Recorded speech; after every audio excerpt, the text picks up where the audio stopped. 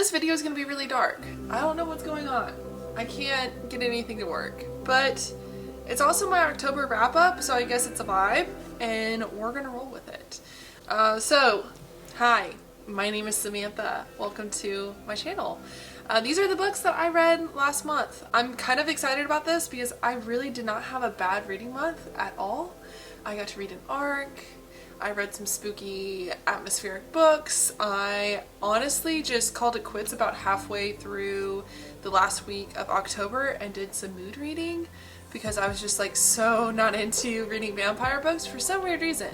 I guess I have to stop saying that I love vampire books if I'm not going to do a vampire vlog when it's Halloween. Like, that's wrong with me. But anyways, let's jump into it. Alright. The order I'm going through these is literally just how I read them because that is how I wrote them down in my bullet journal. So that's what we're going to go with. The first one was Fortuna Sworn by KJ Sutton. First off, this cover is gorgeous. Check it out.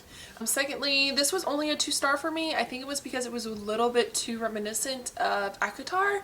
If I had read this without having read ACOTAR, I think that I would really enjoy this more. If you don't know, ACOTAR stands for A Court of Thorns and Roses. It's a Sarah J. Maas book about a fairy, well, about a human that ends up in the fairy realm. Almost the same, except she's not a human, she's a nightmare creature. So there's a lot more creatures in this, I'll give you that. It's a lot darker, but it was just like a little too reminiscent. It was almost like a combination between The Cruel Prince and ACOTAR. That's what I would say, because it's a little bit darker than the ACOTAR, but it is not, but it's different than The Cruel Prince because you're also getting different creatures, I guess. Because a lot of things weren't explained. You were kind of having to assume, and then not only that, but the main character that you follow, I think her name is Fortuna. I was like, why? Her name's Fortuna. She already knows about the fairy realm. You have to assume a lot of things when you're reading this book. That's basically it. I'm going to go ahead and read the second one because I already own it, and I hear that this gets better as it goes along, but this was kind of a disappointment. I don't know how I'm feeling about this. This probably was not the right one to start off this video with, so I apologize for that, but like, not a fan. The next one I read was on my Kindle. It's Gideon the Ninth by Tamsin Muir. If you know how to say that, tell me down below. But Gideon the Ninth, let me tell you about this. Alright. Necromancers. Female necromancers. Female lesbian necromancers in space. Was I not supposed to like that? Because I loved it. This was it was a perfect read for October, okay? Because there were skulls, there is gore, there is blood, there is fighting, there is, I'm going to show you the cover because I feel like this really just describes everything. Like, the main character puts on like the skeleton black white face paint, she wears aviators, she has sabers, she has armor, and it's in space, and it's also like a competition book, and there's like a mystery going on at the same time. Literally, I loved everything about this. Alright, I believe that there was a statement in the book that it was let me give you a little bit of context. So the main character ends up in an issue where there are skeletons fighting her, because like I said, they're necromancers, so a necromancer has brought to life these skeletons. They're piling on top of her, and she's like, this is how I go in an orgy of skeletons. And I was like, it was just, that's the theme. Like, the main character is so, not even snarky, but just like morbid, sense of humor that I absolutely loved. I loved the visualizations that we were getting. I loved the atmosphere of the book. I loved the idea of the book. 5 out of 5 stars. I don't know why it took me so long to read. I think it's because I just like heard not so great things about it, but I have to tell you, this was a 5 out of 5 star book. This was amazing. I'm honestly obsessed. I'm gonna get a physical copy of it. I'm gonna read the whole series. I'm gonna annotate shit. Loved this book. FYI. If I didn't make that very clear. I'm just gonna roll on to the next book. I've said enough. I have rambled enough about Gideon the Ninth. I wish I could speak more eloquently, but I don't. So we're just gonna keep going. We're just gonna keep going. The next book was Other Birds by Sarah Addison Allen. So I picked this book up because as a kid I read Garden Spells, which I probably shouldn't have read, you know, because it's a little spicy. And I absolutely loved Garden Spells, and I saw this for Book of the Month and I was like, okay, let's do it. We'll see what it's about. This is Gilmore Girls. This gives off Gilmore Girl vibes, I'm not gonna lie to you. So this is like It's very heartfelt, it's very soul warming, it's found family, it's learning the process of grief, it's small town mystery, like very, very good. Very, very, very good. Like perfect for this season. So if you're looking for a book for November, December, gives off Gilmore Girl vibes, and I absolutely love it. The main character, you can't help but love her. You can't help but love all of these characters and their backgrounds, their stories. It was a beautiful book. Highly recommend. I did give this a 3 out of 5 stars, and I only think that is because, I don't know, I think it's just because it wasn't exactly my thing, but it was still amazing. Like, I can still give credit where credit is due, and this book was amazing. Alright. Look, we're getting better. We started off bad, but it's getting better because I'm now going to talk about Here There Be Dragons by James A. Owen. So this was a middle grade book I just happenstanced upon in a used bookstore. I liked the cover. I liked the vibe it was giving off, and I really liked the book. This book was like Narnia meets Alice in Wonderland, I want to say. This is like 1914, the First World War. There's 3 men, 2 of them scholars, 1 of them a prior soldier. They're all related to a professor who ends up dying in mysterious circumstances. They get called to London, they all show up, and they get thrown into another dimension, basically. Kind of. Like I said, very Alice in Wonderland feelings. They're being chased by Wendigos and a shadow man who is trying to steal a map from them, a map that contains various secrets about a magical land. They end up on ships, obviously, traveling to different islands. There are references to Charles Dickens, there's references to Jules Verne, there are biblical references to like Noah's Ark. So that's kind of like where I found like the Narnia theme a lot of the times. They end up on weird islands filled with weird people. Like it is just like, it is the essence of an adventure story, 100%. Like I absolutely love this. No, yeah, that's what I'm gonna say about it. I think I highly recommend. I highly recommend to people who like middle grade, because this was just like a mystical adventure, delightful journey that I really enjoyed. I really enjoyed this. See, it's not all bad. I'm gonna keep saying that. I'm gonna have another sip of coffee, by the way. It's probably the last time I'm going to use this one. However, I love this cup. I love this cup like as itself. The plastic, and it's like the perfect size for an iced coffee. And I'm hoping that maybe Target will come out with some Christmas ones. Maybe. Okay, that was completely off topic. The next one, The City of Last Chances, and I'm not even going to try to pronounce the name. I know I tried to pronounce the name for Gideon the Ninth. I apologize. Just know that if you're on this channel, I don't pronounce authors' names correctly. This is City of Last Chances. So this was an arc that I received from NetGalley. This was a little rough for me. So here's the thing. It was almost like Other Birds, where I can respect what this book was doing. Basically, this book is Les Mis with demons. Okay?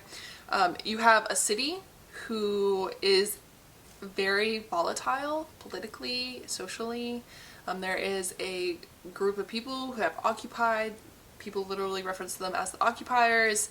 And there are several characters, a lot of POVs, and you're getting their different perspectives within the city, their interactions with the city and each other, their interactions with the occupiers, with the dark forest that's outside of the city, and that's where you are. And then suddenly it all starts to collapse down into one plot line with like this looming over plot of rebellion.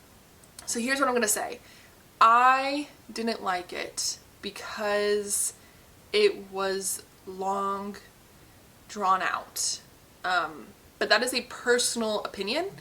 The author needs credit for what he's doing here, because this was honestly, it was so sophisticated. It was a beautifully sophisticated written book. So if you already like this author, you're gonna love, I think you're gonna love this. Language was beautiful, the setting was beautiful, just the sophistication of having not an overarching plot line, but having like this line of events, just one after the other, that you know is like leading up to something. These various POVs that come together so seamlessly. It was a very, very well written book. This is where like I think rating systems are kind of crap, because like personally, this is a 3-star book for me. Not really my favorite. I don't think I'd go buy it. But the writing and the book itself, without my opinion like placed upon it, would probably be a 5-star book. 100%. I think people are gonna love this book. I have no doubt about it. Yeah, I mean, it's Les Mis with demons. Prostitute demons.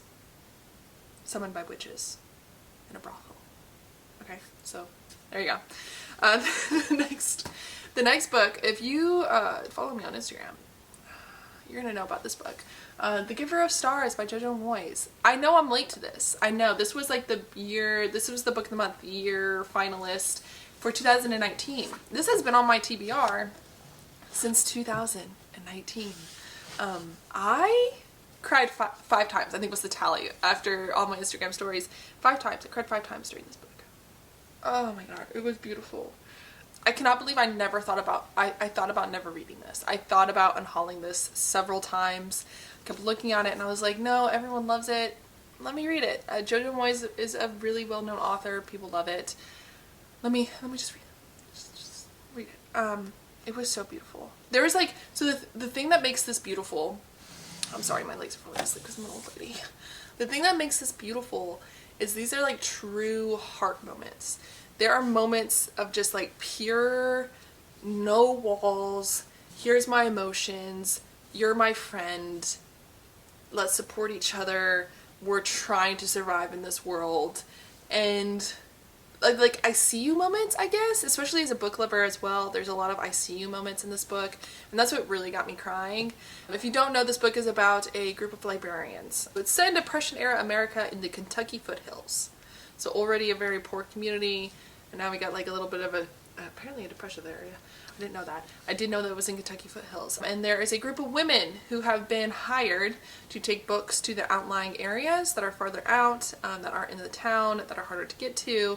And the main character, one of the main characters, is a British woman who married the coal miner's son. She comes to America thinking she's gonna do like really great, amazing things, live in New York, go to Broadway, that kind of stuff, and then she ends up in the Kentucky foothills, and she's very unhappy. So she takes this job as a librarian in order to find something, and she finds it. She definitely finds it.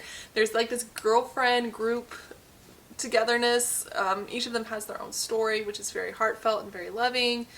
They come together. There's discussions on marriage, on Christianity, on community, on found family, on race, on sex. It's just a beautiful, beautiful book. And if you haven't already read it, I know I'm late to the game.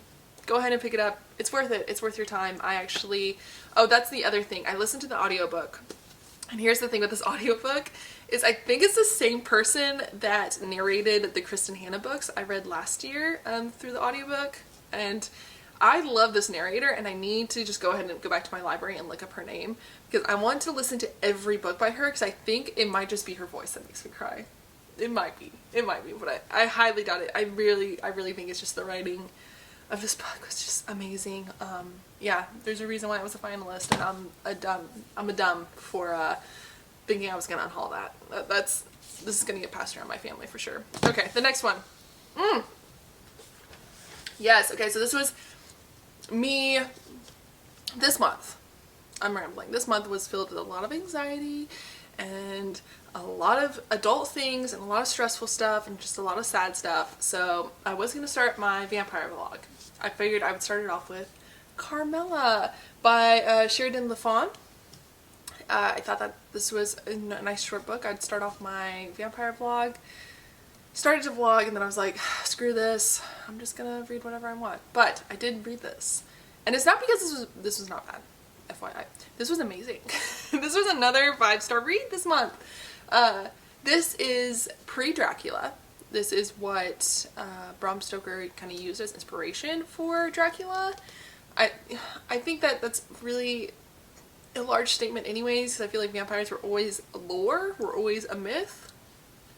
Always been there in the deep dark shadows. So to even say that like this is the beginning would be incorrect, but this is basically this is pre-Dracula is what everyone's saying. This was really awesome. As far as like, I really want to do like a comparison of Dracula and Carmilla, because where Dracula is hetero, patriarchal nonsense in some ways, I like Dracula, but I can admit to that. This is like its call to like homoerotic, mystique, dark, like vampires. There's a little bit of I would say it's a reference to Van Helsing. It's like I could see where Van Helsing came from. I can see the roots of Van Helsing in this book. I can see the roots for Dracula and Dracula's wives. This is amazing. This is amazing. And it's worth your time if you like anything to do with horror or literature or Dracula or vampires. Like, this is worth your time. It's 150 pages. Please pick it up and tell me what you think. Definitely great. This is probably one of my new favorites. It's a classic. I'm so mad that it took me until almost my 30s to find this book. Like, where was this when I was going through my Dracula era? Because I would have ate the shit out of that. Ugh. Okay, the next book. So, like I said, we're sitting here, I'm staring at Dracula, Dracula's Child, or The Historian, which is like an 800-page nonsense book. It's like, yeah, I could reread Dracula, whatever. And then this one was staring me in the face. The Mummy by Anne Rice. And The Mummy, the movie, is a comfort movie for me. And so I immediately was drawn to this book. It's also a very beautiful floppy bag with the sun-stained pages. I was like, I need something to like fill my book lover soul. And so we went with The Mummy by Anne Rice. And this was amazing. This is literally, so I know like right now there's a big wave of like dark romance readers. Dark romance is a big thing on TikTok, on Instagram, where people are authors are pumping out these Kindle books. They're all really good.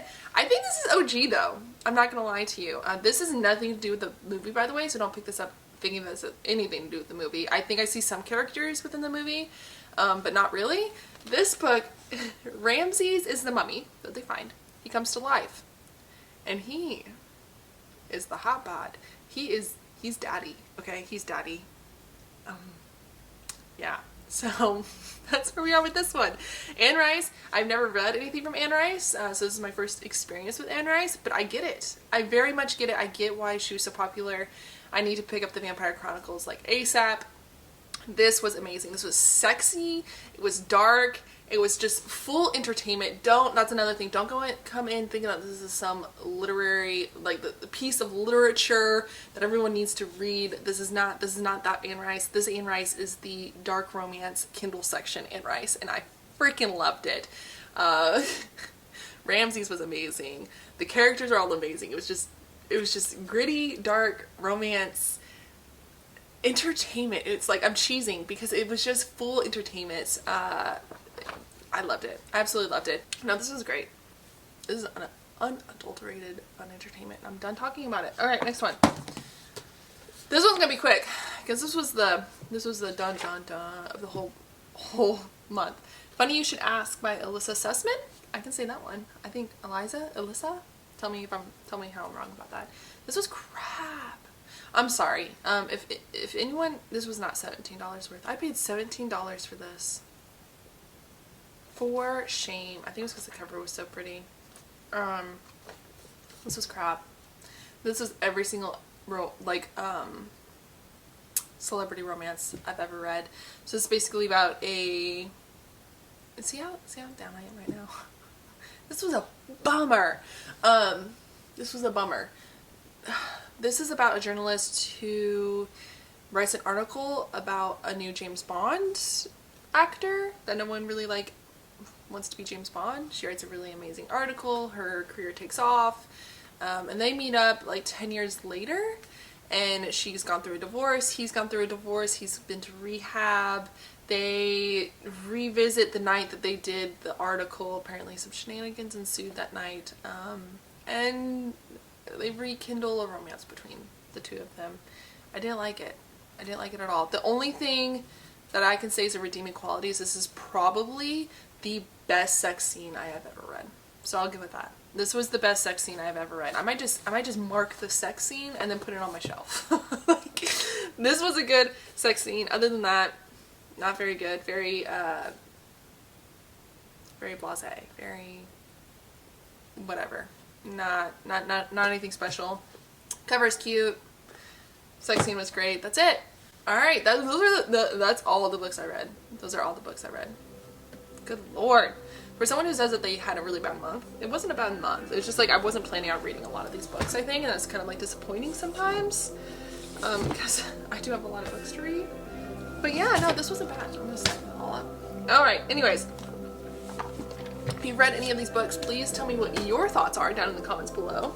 Tell me what your favorite book this month was, and if you read any good vampire books this month, because I need to read some vampire books.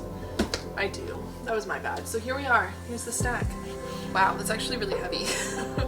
Alright, here we are. And yeah, I'll see you guys next time. I will be here waiting for you in my next video. So make sure you subscribe and comment and like and